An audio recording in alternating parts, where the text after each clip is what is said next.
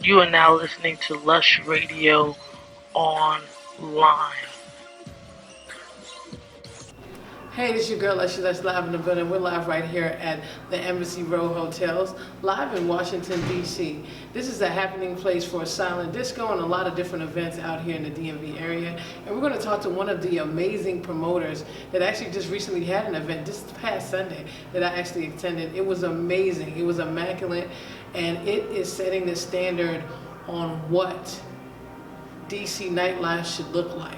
It's your girl LUSHYLUSH. Stay tuned for more. We're going to talk to promoter NELS. He's going to tell us more about DC Now events. Stay tuned. Hey, this is your girl LUSHYLUSH live in the building. We're live here at the Embassy Row Hotels with the one and only NELS, super promoter of DC Now events. Yes, how you doing? Thank you for How you having doing? me. I'm good, I'm good, I'm good. It's a pleasure to have you. So, first of all, I want to ask you, what inspired you to get into the whole DC nightlife? And I just want to commend you and say you're doing an excellent job. Thank you so much. I got into the industry 8, 9 years ago. Been in the industry for a very long time.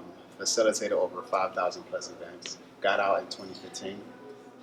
Around 2008, me and my promotion team, we used to do a lot of college events. Oh, right? okay. And I noticed there was a need with the college market where there was not necessarily events that was happening that a lot of new individuals that was going to college in DC, Maryland, Virginia necessarily didn't know what was going on. They wasn't a part of a certain network. Mm-hmm. The college students that was going to events, parties within the DC area, Maryland, Virginia area, who knew about those events, they only knew about the specific events within their niche. So once I saw the need in that area, I chose to put together a brochure concept that would have been an itinerary of events that was happening every week, every month, or every day. And I was going to distribute those brochure on the college campuses like Georgetown, Howard University, Morgan State, and so forth. But I got so tied up with so many different events at the time, I never executed a concept. Fast forward 2015, the concept came back to my head. 2016, I took the business aspects of everything that I learned, the relationship that I built when I was in the nightlife industry, and the new age of the social media realm right now. And I merged both, and that was where DC9 Events was birthed. And it was more so a platform that I wanted to create where event goers in DC, Maryland, Virginia wouldn't have time to figure out or find events that was happening in their backyard. Individuals who was new to the area or was just coming to experience the fulfillment of the DC, Maryland, Virginia area, they will not have to worry about just being stuck to just the tourist spots.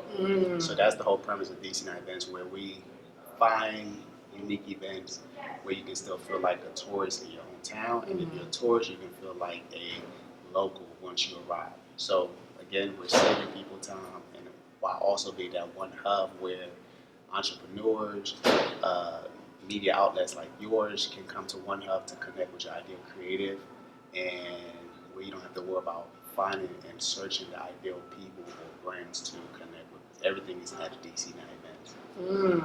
Definitely. Now, the question I asked, with the change of social media, and I also been in the nightlife for years, but seeing DC as it's transitioned and evolved as a community, and we have this industry of a lot of people, like they come here for the elite schools, they come here with government and things like that. Have you seen a change in the market of the new nightlife goer? Yeah, I have. Now everything has been more so from like the lounge scene. Those days of the mega clubs are long gone. That's not to say it won't come back, but just from a going out experience, economically, it wasn't as feasible as it was back then as opposed to now. So there hasn't been a need to go out as much, to spend as much.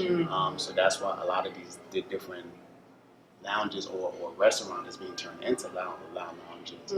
A lot of people has been gravitating towards those because now, if you're choosing to go out right now, that's a choice. Mm. Back then, if you wanted to go out, it was more so from okay, let's go out from a leisure standpoint. Now you have to make a decision to go out, and you have so many different options to pick and choose from. Yeah. So I think that's what has changed with the new age of the nightlife social scene in the DC area.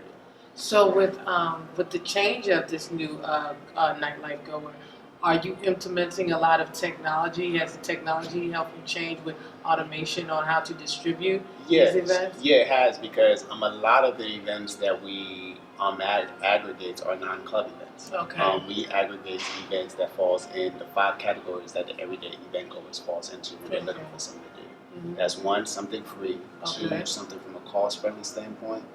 3, something from a family, something from a date night, and something for your friends where you all just go out and have a great time. And the interesting part, those are the target market that event planners, their audience falls into, and a lot of event planners don't even know their specific niche. So with what we do at DC Night Events, we aggregate these unique events in those 5 categories, and we title it so somebody who's looking to go out, they don't have to figure out, okay, who is this event targeting? If I go here and I want to go on a date, majority of those people are on a date. So now that alleviate any type of second guessing of who's where, who's what, and so forth. From an entrepreneur standpoint, you seem like a very busy person. Yeah. You may not have time to travel to your ideal vacation spot.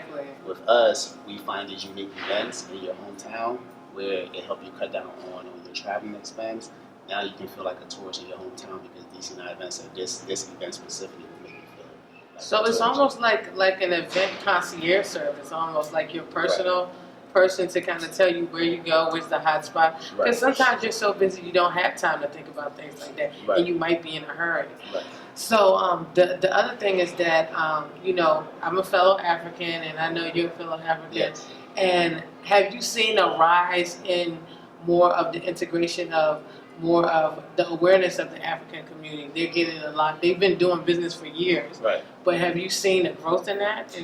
I think from the millennials, Africans, they're embracing their roots more. From the Black Americans, from a millennial standpoint, they're connecting with the diaspora. Which is something that is good.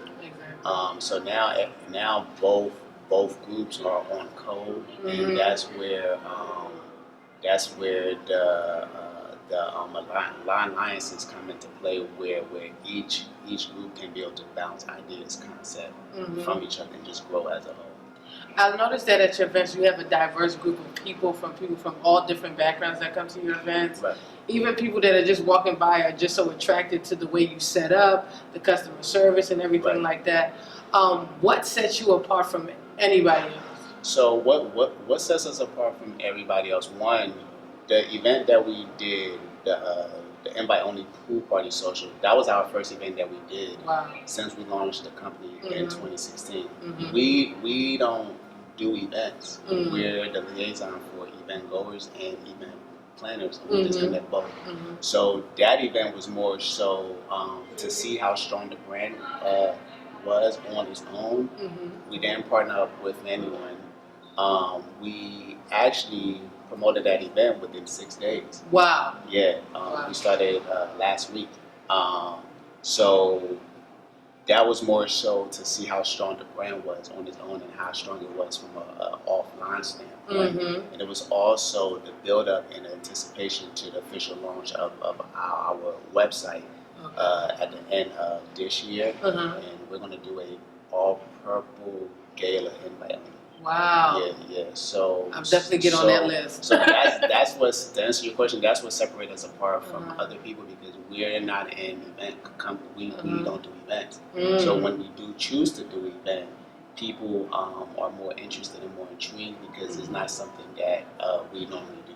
So it's very inclusive, exclusive events, and it's event because everybody wants to feel like somebody. So I think that's amazing. You gave that whole feel of this is like an upper echelon. It was elegant, it was sexy, it was fun, and it was an amazing event, and it was no drama. Right. It was just amazing, and the decorations and stuff. Who did you work with to do decorations? So we did a great job aligning ourselves with the Embassy Row Hotel. Mhm. Their team was very helpful Mhm. to bring our idea and concept to life. Hmm. They did an amazing job. I love the Embassy Row. I've been here for silent disco and a lot of stuff. So, Okay. but this was the first time I've ever seen anything of this standard here. Anything in the DMV area of this standard. So, I mean, it was an amazing event. And in the future, where do you see DC Now events? In the future, as the platform grows, we're going to take the Umbrella of Now events to various cities. For Mhm. instance, we're launching Philly Now events this fall. Wow. Next year, we're going to launch New York Now events, Miami Now events, LA Now events. Year after, we're going to take it from a continent standpoint, Europe Now events, Asia Now events, West African Now events, and so forth. And we're just going to create an infrastructure that will be able to give and create jobs Mhm. for both from an internship standpoint, from a professional standpoint, and just those who are in the job market in the areas of HR, marketing, PR, tech, to just be able to just give those different career opportunities to those who we feel their skill set best fits.